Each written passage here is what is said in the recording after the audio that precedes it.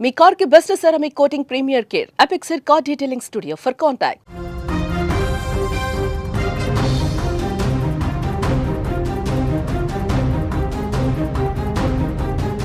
ఓ తండ్రి చేసిన పని యావత్ ప్రపంచాన్ని ఇప్పుడు తీవ్ర దిగ్భ్రాంతికి గురిచేసింది. రండమ్మ ఆధార్ అప్డేట్ చేసుకుందాం అని నాన్న పిలవగానే ఆ చిట్టి హృదయాలు ఉత్సాహంగా బయలుదేరాయి. నాన్న ఎక్కడికో తీసుకువెళ్తున్నాడు బయటికి, సంతోషంగా కాసేపు తిరిగి రావచ్చు అనుకున్నటువంటి ఆ పిల్లలు విగత జీవులుగా మారారు. అమ్మ వెంటనే వచ్చేస్తామమ్మా అంటూ తమ తల్లికి వీడ్కోలు చెప్పారు ఆ పిల్లలు. కానీ ఆ బిడ్డలకు అసలు విషయం తెలియదు. ఆ అల్లరి పిల్లలు ఇక ఎప్పటికీ తమ ఇంటికి తిరిగి రారని ఆ తల్లికి తెలియదు. తీసుకువెళ్ళిన తండ్రి ఆ పిల్లలను గోదావరిలోకి తోసి తాను ఆత్మహత్యకు పాల్పడతాడని. ఈ దుర్ఘటన తూర్పుగోదావరి జిల్లా మలికిపురం మండలం లక్కవరం గ్రామంలో జరిగింది. షిరిగినీడి దుర్గాప్రసాద్ అనే వ్యక్తి ఫైనాన్స్ వ్యాపారం చేస్తుంటాడు. అతనికి భార్య నాగవేణి, కుమారుడు 13 ఏళ్ల మోహిత్, 9 ఏళ్ల కుమార్తె జాహ్నవి ఉన్నారు. ఈ కుటుంబం వారం రోజులుగా విశ్వేశ్వరాయపురంలోని నాగవేణి కన్నవారి ఇంటి వద్ద ఉంది.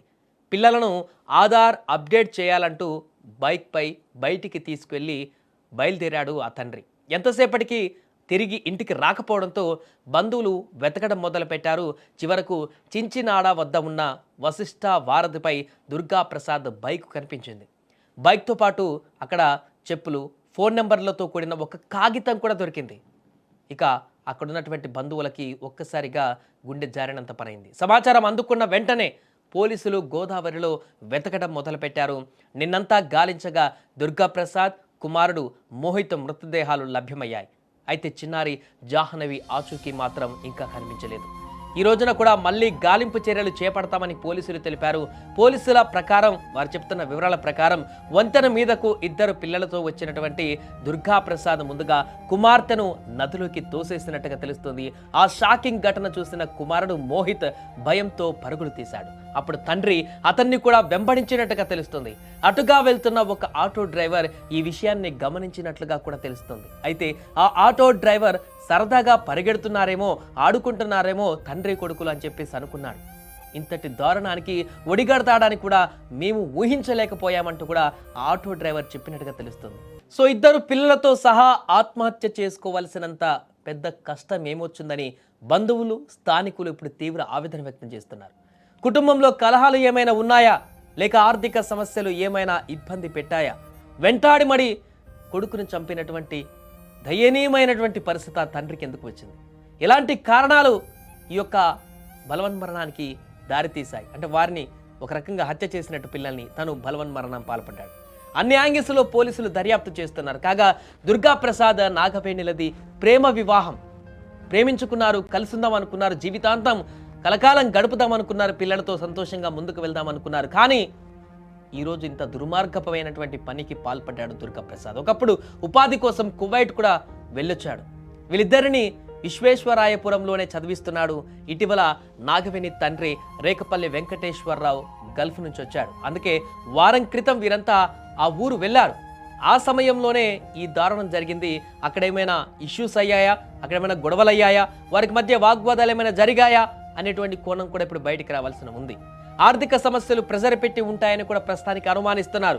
కానీ ఇంత దారుణమైనటువంటి ఘటన జరగడం అయితే అక్కడ ఉన్నటువంటి స్థానికులను తీవ్ర దిగ్భ్రాంతికి గురి చేస్తుంది.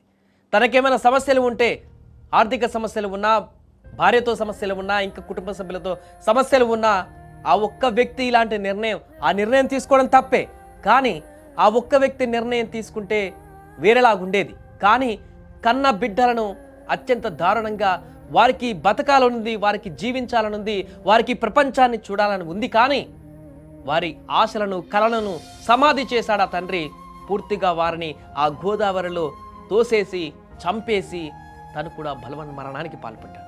ఆ కుమారుడు, 13 ఏళ్ల కుమారుడు, కొంత అవగాహన ఉన్నటువంటి కుమారుడు, అది చూసి పరిగెత్తుకుంటూ భయపడుతూ పరిగెత్తుకుంటూ ఆ బ్రిడ్జ్ మీద కాపాడండి అంటూ ఆర్తనాదాలు చేస్తున్నట్టుగా కనపడుతుంది. భయంతో పరిగెడుతూ, డాడీ ఇలా చేస్తున్నాడేంటి, మా నాన్న ఇలా నదిలోకి నెట్టేస్తున్నాడేంటి, చెల్లిని చంపేశాడేంటి అని భయంతో పరిగెడుతున్నా కూడా ఆ తండ్రిలో ఈసుమెత్తమైన కనికరం కనపడలేదు. కొంత కూడా అక్కడ జాలి కూడా కనిపించలేదు. పరిగెత్తుకుంటూ వెళ్ళి మరి ఆ యొక్క 13 ఏళ్ల కుమారుడిని పట్టుకొని అతన్ని కూడా ఆ నదిలో పడేసి చంపేసి ఆ తర్వాత ఆ వ్యక్తి బలవన్ మరణానికి పాల్పడ్డాడు. ఈ ఘటన ఒక్కసారిగా ఆ ప్రాంతంలో సంచలనంగా మారింది. ప్రస్తుతం జరుగుతున్నటువంటి ఇలాంటి ఇన్సిడెంట్లు చాలా జరుగుతున్నాయి.